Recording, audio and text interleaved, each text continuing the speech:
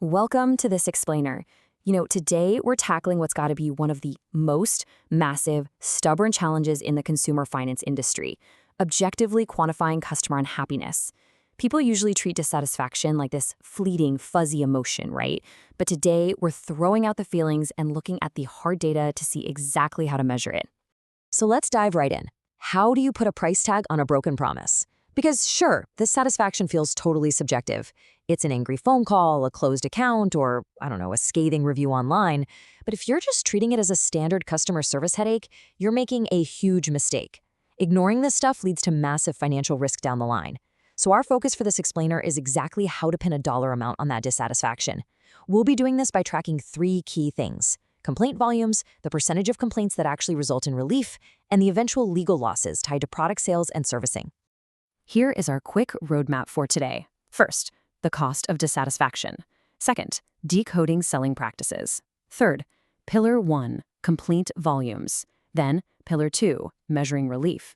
Pillar 3, legal losses. And finally, the bottom line.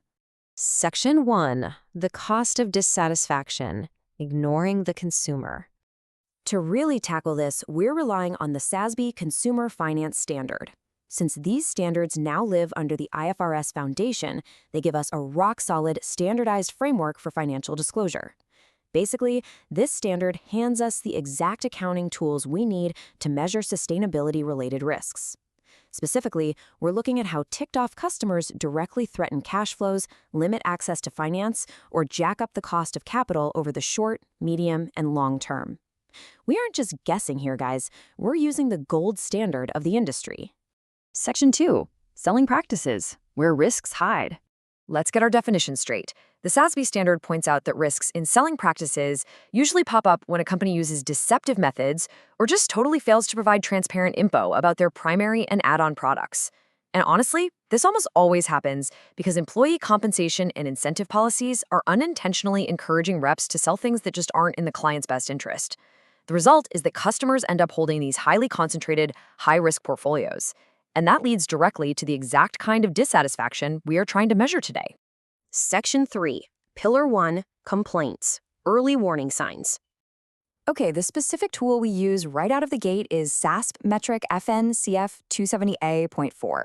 This metric starts off by demanding a very specific number: the total volume of customer complaints filed with legal or regulatory agencies, or authorized bodies like a financial ombudsman. So to be clear, we aren't just tallying up every angry tweet or Yelp review. We are looking at consumers who are so frustrated, they actually went through the trouble of escalating their issue to an official regulatory body. That's a huge distinction. And this is definitely not abstract. We're tracking specific, real-world friction points across everyday consumer products. The standard explicitly tells institutions to disclose complaints regarding these specific categories. So whether it's a revolving credit card account, a student loan, a shady title loan, or some surprise fee on a vehicle lease, these are the exact touch points where a lack of transparency or just super aggressive selling practices will instantly trigger regulatory complaints. Now, the issues we're hunting for aren't just grouped by product. We're looking at the root cause.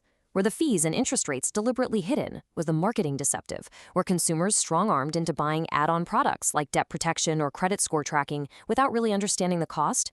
By tracking these specific issues, we get this incredible targeted heat map showing us exactly where a company's selling practices are falling apart. Section 4, Pillar 2, relief, measuring the response. Now, this is where it gets really interesting. We don't just count the raw volume of complaints and call it a day. The second half of metric 270A.4 actually requires us to track the percentage of those complaints that result in monetary or non-monetary relief. This distinction is absolutely crucial for analysts and investors digging into this data. Why does this percentage matter so much? Well, think about it. When a company grants relief after a regulatory complaint, they are basically signaling that the consumer actually had a valid point. It's a validated failure. This goes way beyond a company just providing good customer service to smooth ruffled feathers, right? It points to a deep systemic issue in how their products are being sold and serviced. A high relief percentage means those aggressive selling practices are real, and the company is literally having to pay out of pocket to fix the damage. Section 5, Pillar 3, legal losses, the ultimate consequence. For this one, we look at SASB metric FNCF 270A.5. This metric measures the ultimate, absolute worst-case scenario of poor selling practices. We're talking about the total amount of monetary losses incurred from legal proceedings tied to product sales and servicing. This right here is where customer dissatisfaction stops being a PR problem and directly hammers the income statement. We are talking about the hard financial hit. Just like the standard lays out, these losses include all monetary liabilities to the opposing party or anyone else involved. So we mean civil actions, like massive class action settlements. We mean regulatory proceedings that end in steep penalties, disgorgement, or court-mandated restitution. It even includes criminal judgments. Basically, when selling practices cross that line from just being deceptive into being outright illegal, this metric is what captures the fallout. Now, the absolute most crucial point here is how strictly this metric is calculated. Yes, it includes the fines, the settlements, and the restitution, but, and this is a big one, it explicitly excludes the legal fees and expenses the company spent on its own defense. By stripping out the lawyer fees, this metric isolates the pure, unadulterated penalty of the bad practice itself. It gives us this pristine, crystal clear look at the exact cost of a company failing to protect its consumers. So, let's take a step back. This three-step process is really the core of our explainer today. We start at step 1, tracking the volume of regulatory complaints so we can spot the friction early. Then we move to step 2, tracking the relief granted, which actually validates the failure. And finally, we climax at step 3, measuring those massive regulatory and legal fines that hit when those root causes are ignored. It's a direct, totally measurable pipeline from a subjective broken promise all the way to a very objective financial loss. Section 6, the bottom line, building trust. As the SASB standards so powerfully points out, tracking these metrics and acting on them isn't just about regulatory compliance.